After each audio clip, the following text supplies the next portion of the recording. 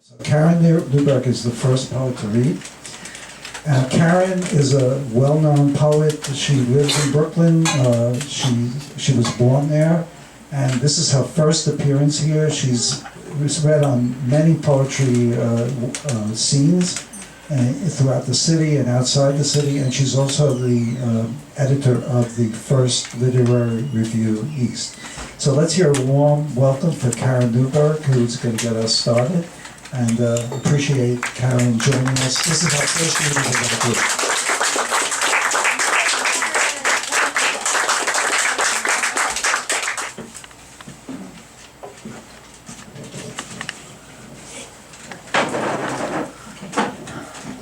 Thank you, Bernie and Diane and everyone for coming.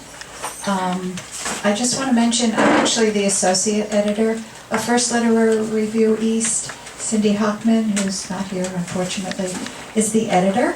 And I encourage everyone to take a look at it. We take poems, 16 lines or less, short poems. So it's a really lovely online First Literary Review East. Check it out and maybe send some poems. Okay.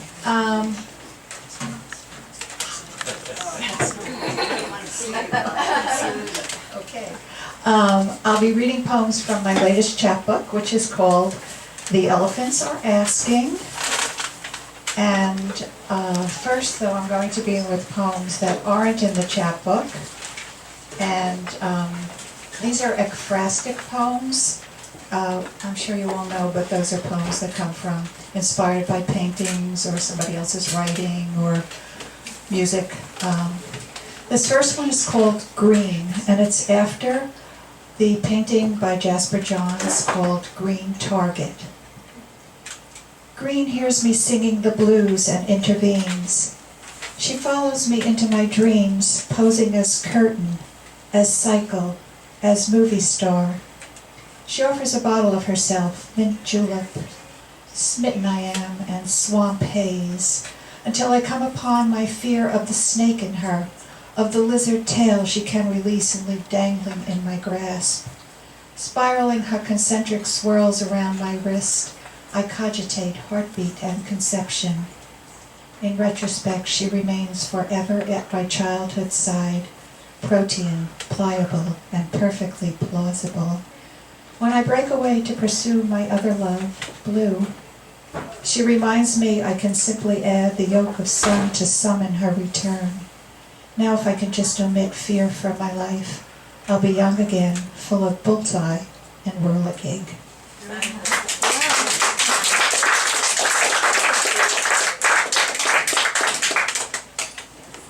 Some time ago, there was an exhibit of some surrealist artists. Well, there have been many, but this particular one, there was a watercolor by Man Ray called The Fatigue of the Marionettes, and I just love the title. This is a kind of science fiction-y poem which I like science fiction, so some of my poems do that, in the voice of the marionettes. Fatigue of the Marionettes. We reached up, fully expecting strings. After all, we'd been fooled before. But this time we were really free, as if the strings had turned into green snakes who in old age had devoured themselves. Unspoken ideas, which we had been dreaming of like promised toys, filled our mouths, filled them faster than storm-driven sea fingers its way inland. And finally we began to speak and heard one another utter ideas we'd never imagined, in throaty timbers that parsed our thoughts with intonations damp as a grove of mushrooms, until we held our ears against the din. We tried to recall what we once believed, recall the dream. Even the most simple, self-ordained expression would be a prayer. We had been so sure it was the parables we played that held us bound. Now that we speak and move on our own, something has been forgotten, and in our great councils we debate what it might be. We speak and speak until our breath is filled with heat. We greet the turning of leaves and their return, but are still no closer. On corners, some of us simply hold out our hands, but rain is the only miracle that touches. Others make the pilgrimage to cities where the strings are believed buried in pits as large as Olympian pools. They say they search for souvenirs. They will be sure to recognize what held us straight and weightless against this incessant pull, this gravity.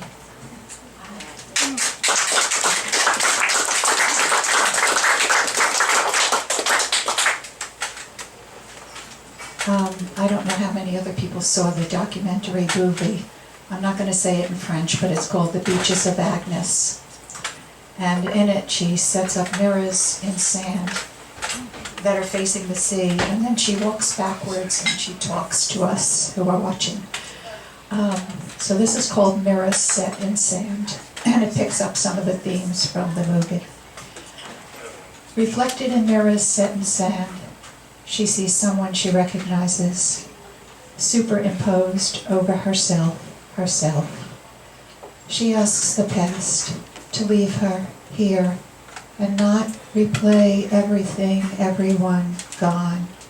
Such beautiful people, like she too was, so young until such time as their youth becomes an illusion of self, a dream. In a mirror, you can stand before who you are. If you're still enough, you may see who's left.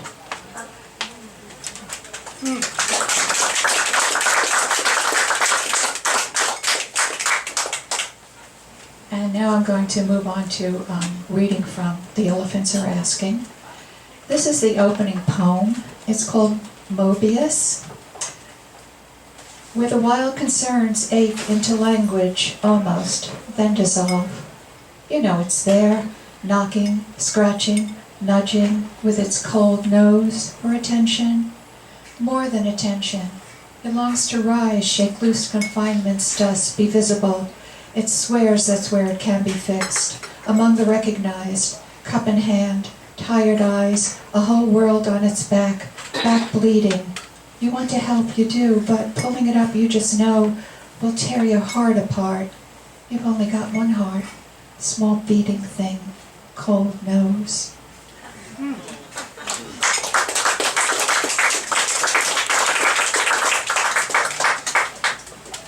So my idea for elephants was to put together some observations of the dying, destruction, and degradation happening to the environment and all living things on it, on this earth. I wanted to feel the impact between what I was seeing and the need for action. The next poem was written, actually the first one that got me started, in response to the Deepwater Horizon oil spill that began on the 20th of April 2010 in the Gulf of Mexico. It's called Evidence. Evidence is crude and wide.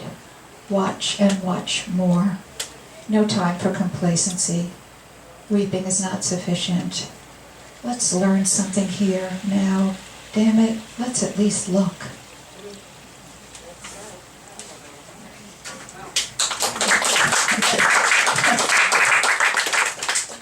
And this kind of follows same sequence. Bystander. At the very least, junk floating in our oceans. Well, it is still possible to choose to not look. It is impossible to continue to not see.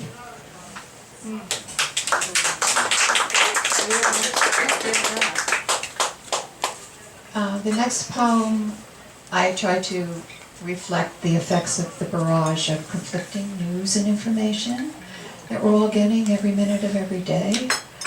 And the poem is called Information, and I'm using a quote from Gertrude Stein. The quote is at least 100 years old, but perhaps she was ahead of her time. She said, "Everyone gets so much information all day long that they lose their common sense."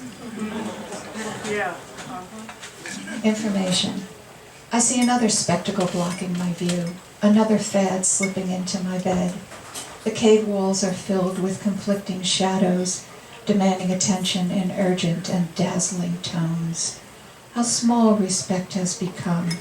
It fits our eyes like drones, while entertainment pumps up our need to be amused. I feel strings attaching to my heart, tugging me away from what I used to know. I'm diverted by a spin of words that cover over and are covered by. Pack of lies, pack of truth. Information pours and pours, burying us beneath ourselves.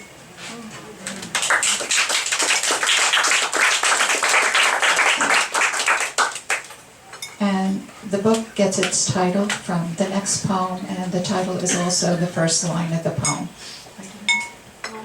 It's called The Elephants Are Asking. The elephants are asking, and the bees and the bats, the prairie dogs, the lemurs, the dolphins, 1 in 6 species, asking. And the coral reefs, the rivers and oceans, the islands and shorelines, asking. And the aspen, the redwood, sequoia, the boreal, the rainforests, asking. And the baby toes wiggling free in summer and spring, and the baby plump arms, fat cheeks, trusting eyes, asking, asking. Even God is asking.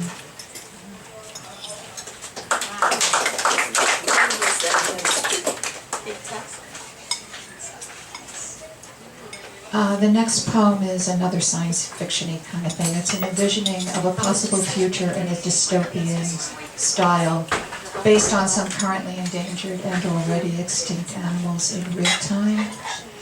And I like to use something that the poet C.A. Conrad wrote.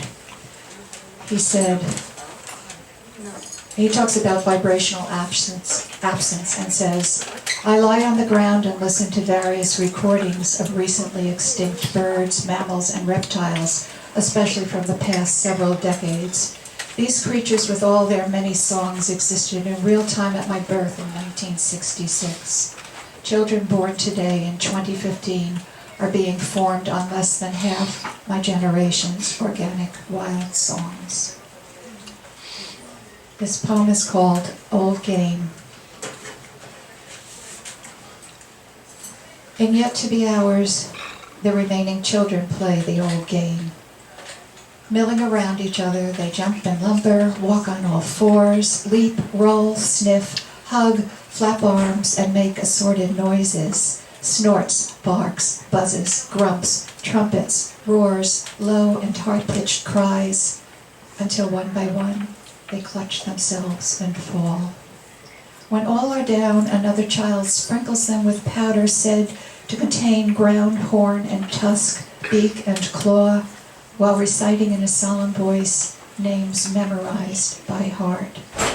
Whale, bat, bee, tiger, falcon, bobcat, wildcat, zebra, gray wolf, jaguar, dolphin, giraffe, manatee, terrapin, ocelot, elephant, gorilla, polar bear, rhinoceros, hippopotamus, orangutan.